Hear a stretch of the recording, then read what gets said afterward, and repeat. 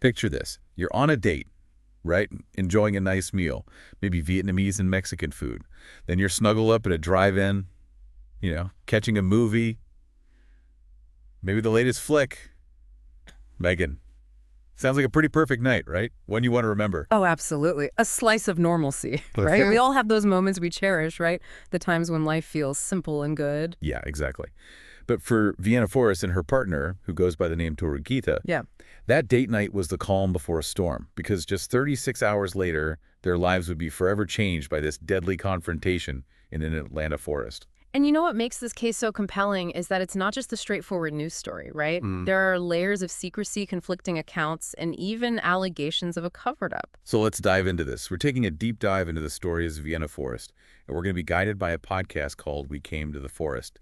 And this podcast really paints a picture of Vienna and Torugita's date night, the Vietnamese and Mexican food buffet, Torugita's excitement about quitting smoking, even the little detail about sneaking into the Starlight Drive-In. And you know, those details are so crucial because they remind us that this isn't just about an incident. This is about real people with hopes and dreams, just like you and me.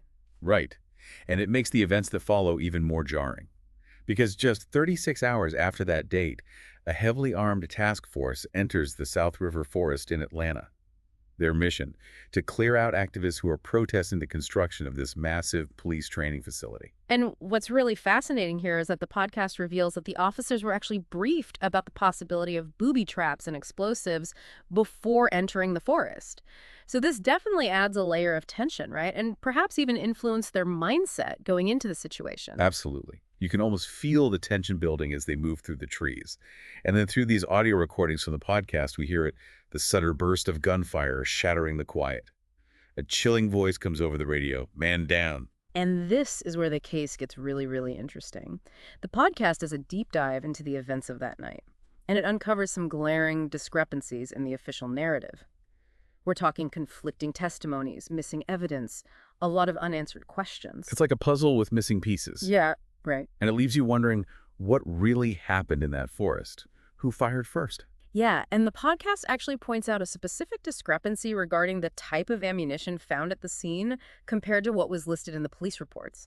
So this raises serious questions about whether the activists were armed in the way that the authorities claimed. That's a crucial detail.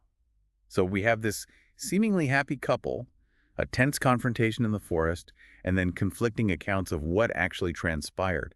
It's a story that pulls you in and makes you want to dig deeper to uncover the truth. And to really understand the gravity of this case, I think we need to delve into the bigger picture. Right, because this isn't just about a single incident. It speaks to a larger conflict that's happening across the country. Exactly. A clash between activists who are fighting for what they believe in.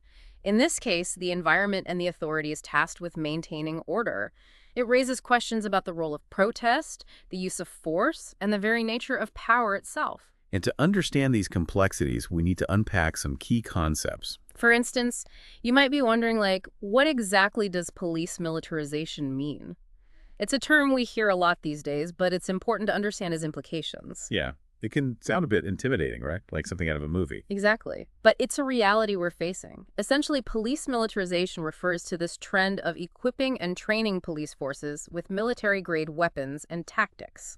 So we're talking about things like armored vehicles, assault rifles, even tactics that were originally developed for the battlefield. Precisely. And while there are arguments for equipping police with the tools to handle dangerous situations, many critics argue that this militarization creates a more adversarial relationship between law enforcement and the communities they serve. Like they're preparing for war instead of, protecting and serving. Right. And that mindset can have serious consequences. It can lead to an escalation of force in situations where a more community-oriented approach might be more effective. And in the case of the Atlanta Forest incident, the We Came to the Forest podcast really digs into the training and equipment of the officers involved.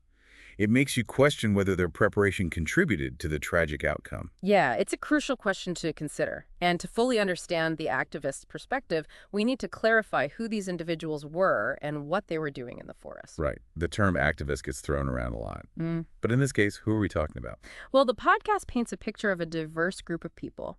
Environmentalists, concerned citizens, social justice advocates, all united by their opposition to the construction of this massive police training facility, which they nicknamed Cop City.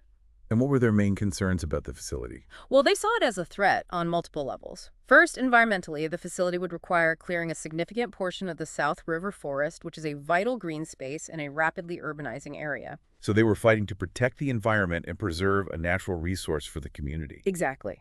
But their concerns went beyond environmentalism.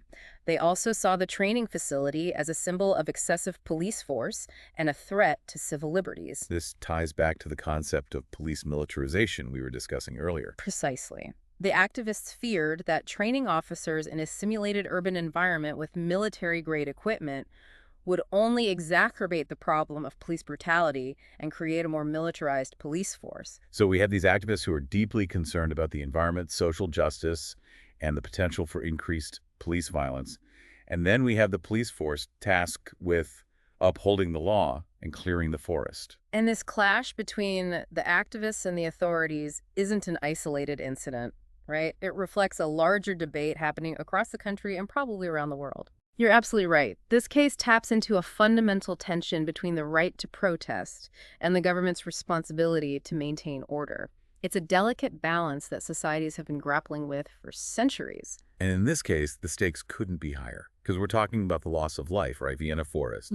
And the podcast really makes you question whether her death was a tragic accident or a consequence of excessive force by the police. Yeah, that's the question at the heart of this case, right? And it's a question with no easy answers. Though We Came to the Forest podcast doesn't present like a definitive conclusion, but it offers a wealth of evidence and perspectives for the listener to consider. It really challenges you to think critically about the information you're given and to question that official narrative. Exactly. And it reminds us that there are always multiple sides to every story, right? Even when one side holds more power than the other. In this case, the activists' voices were often drowned out by the official accounts from law enforcement. And this raises a crucial question. How do we ensure that all voices are heard in situations like this, especially when the stakes are so high? That's a question that societies around the world, continue to grapple with. It's about finding ways to balance the right to protest with the need for public safety. And it's about holding those in power accountable for their actions. It's a complex issue with no simple solutions. But this case and the We Came to the Forest podcast forces us to confront these uncomfortable truths and to consider the implications for our own communities. Absolutely. It reminds us that these aren't just abstract political debates. They have real-world consequences that impact people's lives in profound ways. Going back to Vienna and Toragita for a moment, their date night, that ordinary joyful experience becomes even more poignant against the backdrop of what happened just 36 hours later. It's a stark reminder that life can change in an instant, right? And that we should cherish the moments we have with the people we love. It also underscores the human cost of these conflicts. Vienna and Toragita were not just symbols or statistics. They were real people with dreams, hopes, and loved ones who were deeply impacted by the events of that night. And as we engage with these complex issues, it's essential to remember that human element, right? To see the individuals behind the headlines and to consider the ripple effects of our actions. So as we wrap up our deep dive into this case, we're left with a lot to think about. The power of activism, the complexities of law enforcement, the importance of seeking truth in a world often shrouded in misinformation, and the delicate balance between individual rights and societal order. And perhaps the most important question we can ask ourselves is this: how far would we go to protect what we believe in? What sacrifices are we willing to make to stand up for our values, and what are the potential consequences of those choices? Those are questions worth pondering. And if this case has sparked your curiosity, I highly encourage you to check out the We Came to the Forest podcast.